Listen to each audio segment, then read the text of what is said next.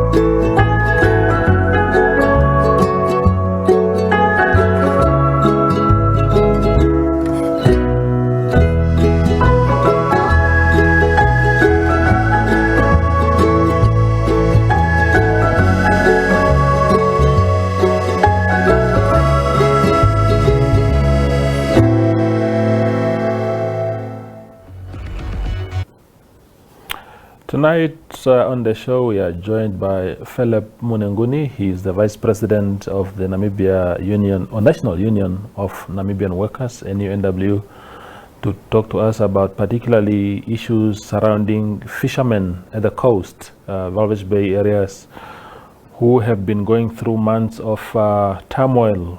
Some have been taken back into companies that had retrenched them partially because of the COVID, not COVID, but Fishrot scandal, and some are still unhappy.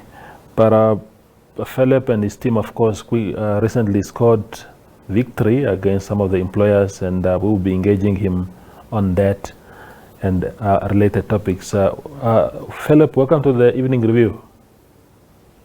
Thank you, Toivo. How are you? Very good. Thank you, my brother. So let's go into it. Give us a bit of background, not in so many words, about the arbitration award that a group of, I think, 23 fishermen won against Arctic Namibia Fishing. I think it's a subsidiary of Samheri, the Icelandic company, and local partners. What exactly transpired there? Yeah, thank you, Toivo. What actually transpired, the employees of what was called, what is called Arctic now, which was a joint venture of 4 companies. Under one company is a subsidiary of Samheri, which is Asia. And then there was also another company, which is Pango, Cinco, and Ucor. So these 4 companies were in partnership, and they form up Arctic now. So the said employees have joined the company. Most of them joined in 2013, and then in 2014 they become permanent employees. And in 2018 November, they received a notice of retrenchment,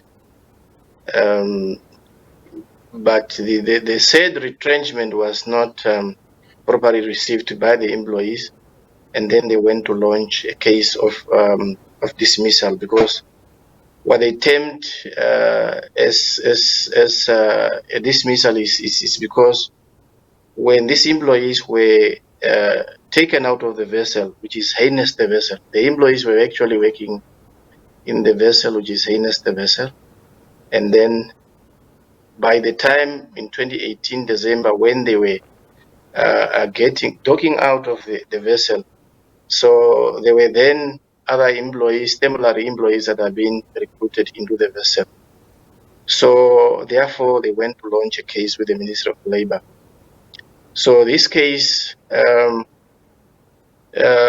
was then heard in April this year, on the 19th of April this year, and the ruling came out in June, which was in favor of the employees, where the said shareholders in that specific company, Arctic NUNW, should pay the employees the amount prescribed by the arbitrator.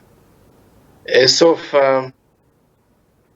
current, we are preparing to write to the said shareholders, which is mainly because if you look very well, the cause of this dismissal was caused by the Icelandics, and we will forward the names and the amount of the people to that specific that specific company, which is in Iceland. So because they have to take the responsibility of what happened in Namibia. Because if you look very well, they have also apologized to what happens. But for us, as union, we are not satisfied to what they have done, and we are also not satisfied with the outcome. Although, so it's actually something that we think we have achieved something. And just Philip, again on there were also issues around the highness the vessel itself. It was impounded initially by the government, then I think it has been sold to one of the fishing companies there. What is the status of that vessel right now, and are the new owners obliged by the current ruling to absorb some of those employees? This heinous the vessel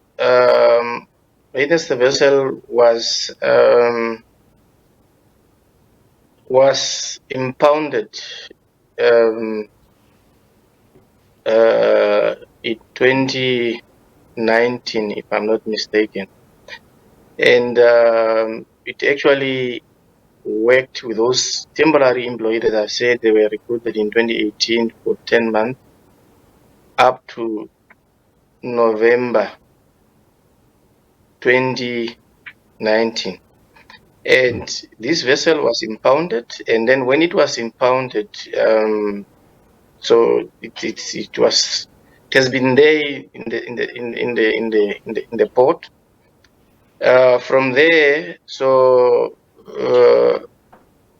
if I recall very well, it was the beginning of this year when we heard that the vessel was then sold to Tunakor. But when it was sold to Tunakor, we failed to understand that how comes that the said employees that were working for this specific vessel were not absorbed into employment of by this specific vessel. So we were surprised, and I've also indicated this concern to the Minister of Fishery as well as to the governor of this region, Erongo region, and we were surprised, and up to today we are surprised because if you look very well, the said employees, they are still in the street. So although they are paying the 4,000 that is being paid by Kavema Fishing, but these employees have no contract of employment with Kavema. So, and the little that they are getting from Kavema is all what is actually available. And this arbitration award have not necessitated. They have not attached to the vessel in terms of employees to be employed in that specific vessel. So that is probably a different case from the Namibian shareholders. Yeah, and just I mean, you are monitoring generally the situation on the ground. Some fishermen may not be members of your federation and its affiliates, but What is the situation on the ground right now regarding fishermen across the industry, especially those that were retrenched? We hear a number of them have been taken back by several companies, but do we still have some people still on the streets? And if yes, what is keeping them on the streets, and what is the way forward for them?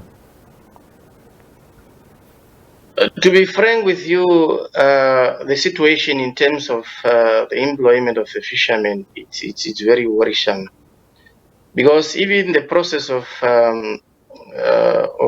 re-employing the fishermen in the factories, or rather in the vessels, when government have announced to the fishermen that, you know, they have heard you, we have heard you, we are going to give you employment.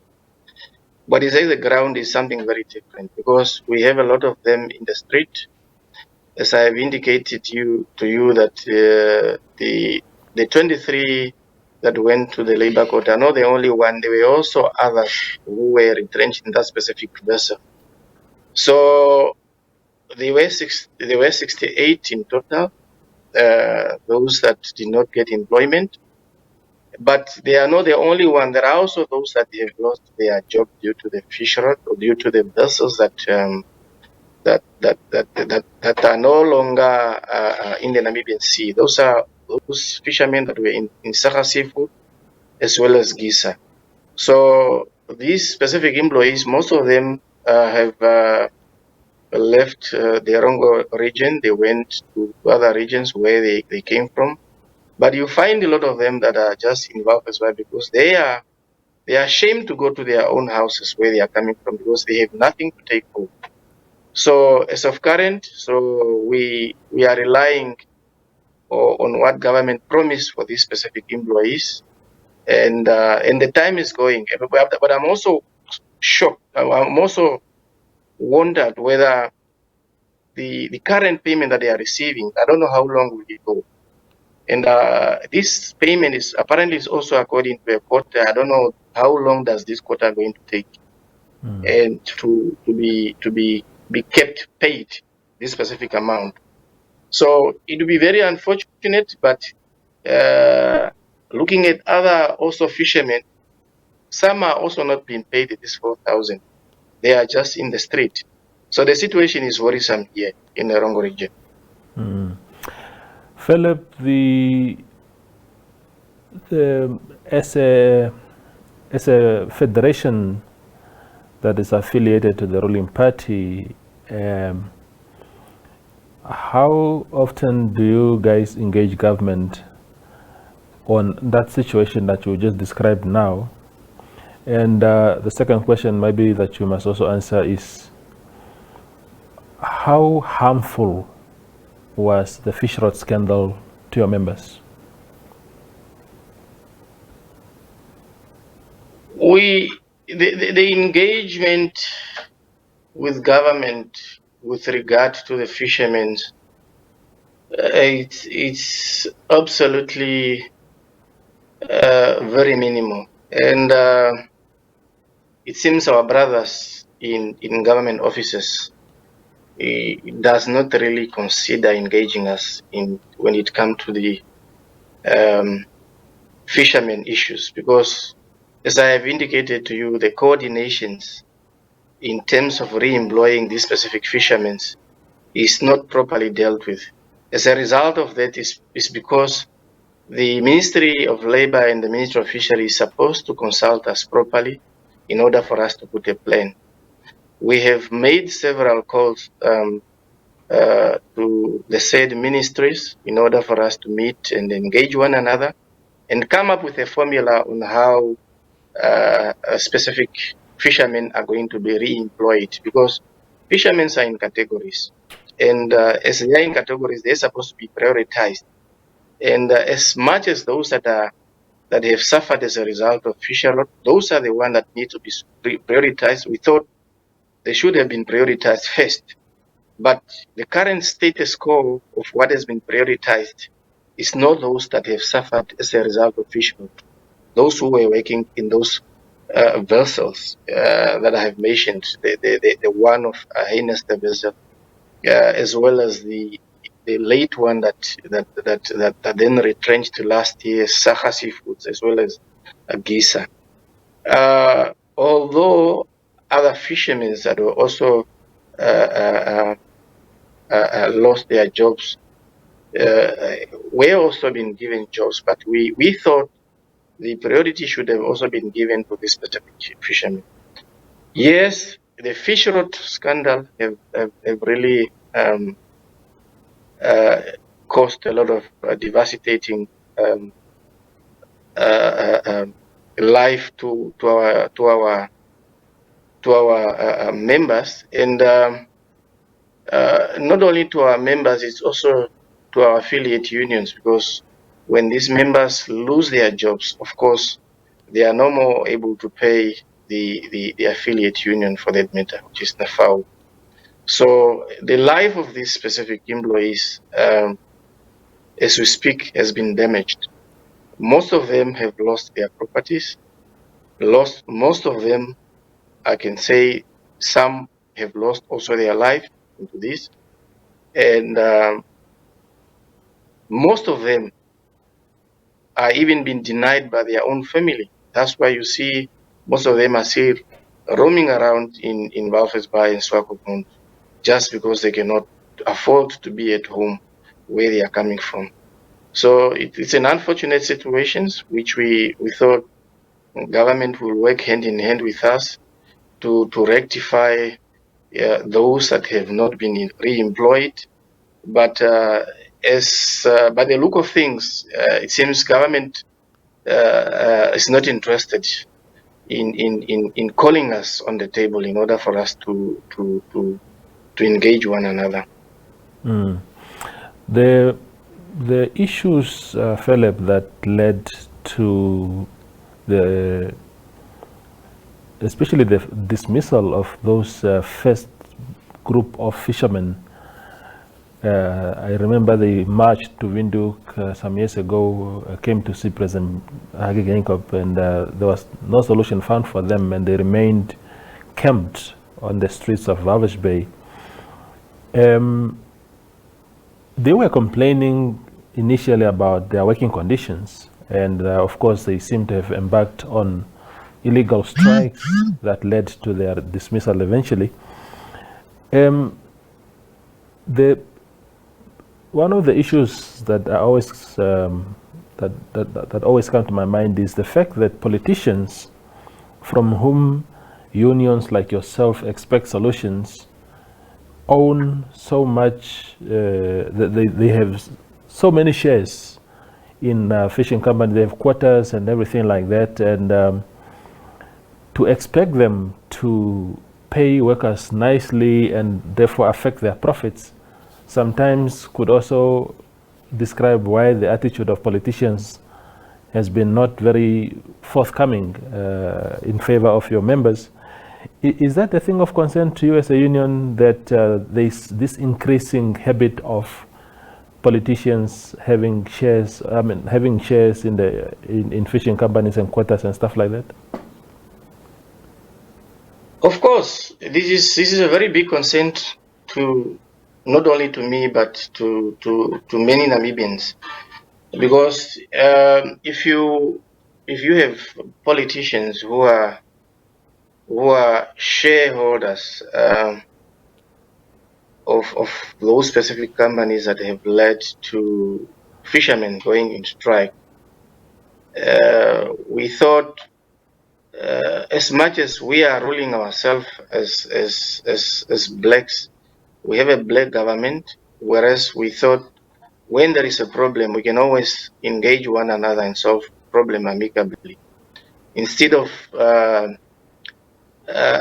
just ignoring and then waiting things to get worse, as what happened from 2015 up to today. The unfortunate situations, one cannot describe it, because these are our own leaders that does not want to engage the unions, does not want to engage us, does not want to engage employees in order to resolve some of these petty issues. But when things go worse, so this is the time that we see the leaders are running around. And it's I don't know whether this is a trend in Africa or is it only in Namibia, but it's an unfortunate situation. It's a regrettable situation that we find the leaders who are shareholders and who are letting their own people suffering at the same time. So these specific issues need to be dealt with. We need to talk about them. We need to engage the leaders, whether they like it or not. There will be one day that just what happened to the Fishrot now that will come out, that this is when people are very, very much tired. The employees will be tired one day, and once they get tired, it will become chaotic in this country. So therefore, my wish is for the leaders to repent and then come to us so that we can solve these issues in this country. So that's actually what I wish one day that will happen before it gets chaotic. Indeed. The final question to you, Philip, is around the issue of a new phenomenon, which is the auctioning of fishing quotas by government, especially in this time of COVID-19, to help raise funds. What is the stance of NUNW on that? Is it a good thing, not only for the country but for your members also, or does that new regime of doing things affect your members in any way? Whether it's a good thing or a bad thing, one would not know, because as I said, as much as we are a stakeholder and we are not being engaged in understanding some of these issues, it's very, very difficult for us to say whether these things are very good or bad. But at the end, us will not be left with anything but other than to say it's a bad thing, because we don't see any transparency. We are not engaged as a stakeholder. So we don't see what is really happening, whether what has been dealt with in terms of auctioning those fishing quotas, whether it's in the best interest of the country, or it's also when best in the interest of those has been benefiting before. Because if you look in the past, those that have been benefiting is those that were buying fishing quotas very cheap through other means. Probably we don't know what is really happening behind those. So for us at this stage, we are very unfortunate because we don't know what is happening. So therefore, we don't know whether it's fine or it's not fine. We don't know whether it's benefiting us or it's benefiting the country. So they are doing their own thing. They don't engage anybody. So it's up to them what to do. I thought that would be the last question, but something just quickly popped into my mind, and that is the fact that you are in Walvis Bay, you are in Erongo region. Erongo region is in the hands of the opposition as far as the regional and local authority administration is concerned. How,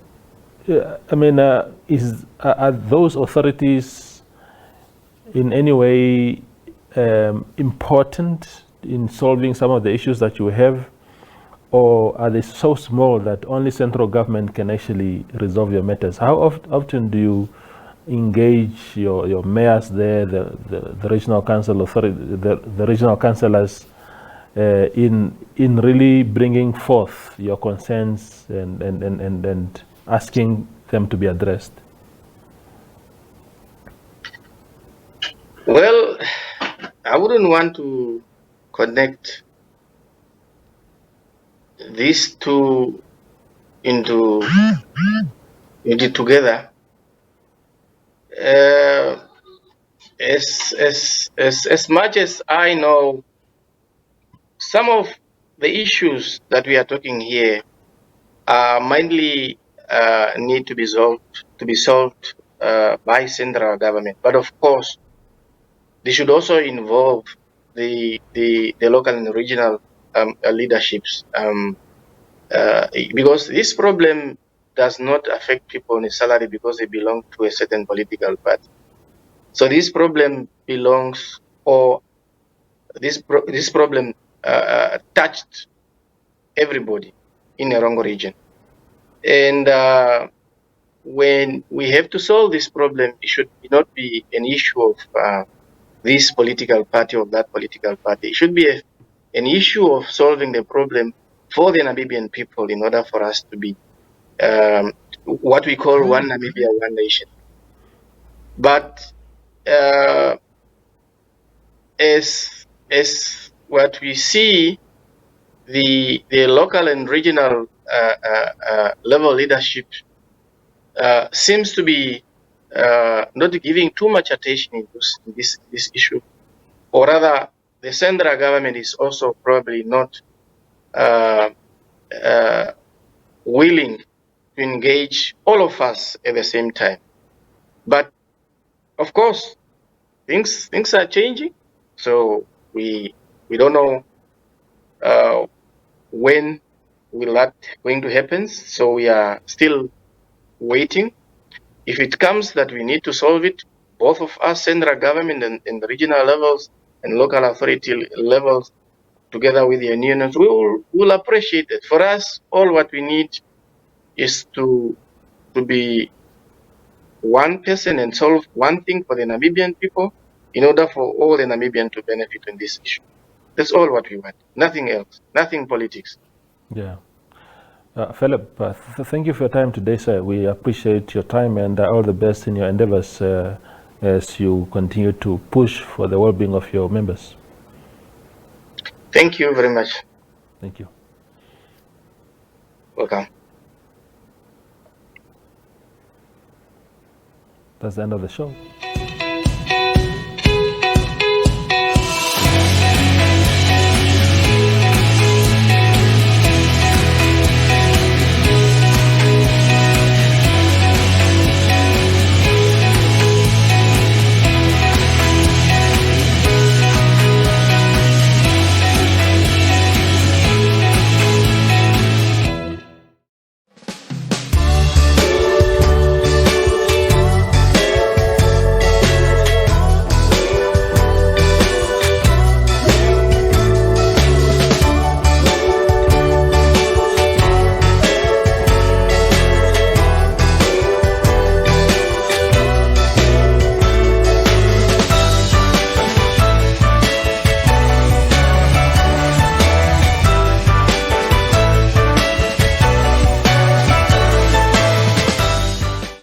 Hey everyone, I'm Sean Abrams and I'm a Network Operations Center Shift Agent in the NOC department. My main role and responsibility is to monitor and maintain customer network connectivity by answering calls and assisting with all email queries sent through to us. Network connectivity is like breathing air. It is essential to our existence. As we work in shifts, I usually arrive at the office a little before my shift is scheduled to start, and then work through my emails and customer tickets that will have been assigned to me. I need to make sure these are dealt with before I move on to my next task. As a fun and outgoing person, I love people and I'm passionate about delivering solutions that keeps our customers connected. I get great satisfaction knowing my clients are happy. It gives me a huge smile and warms my heart. I am so proud to be a part of this team that pushes the limits on services and keeping our clients connected. It's amazing.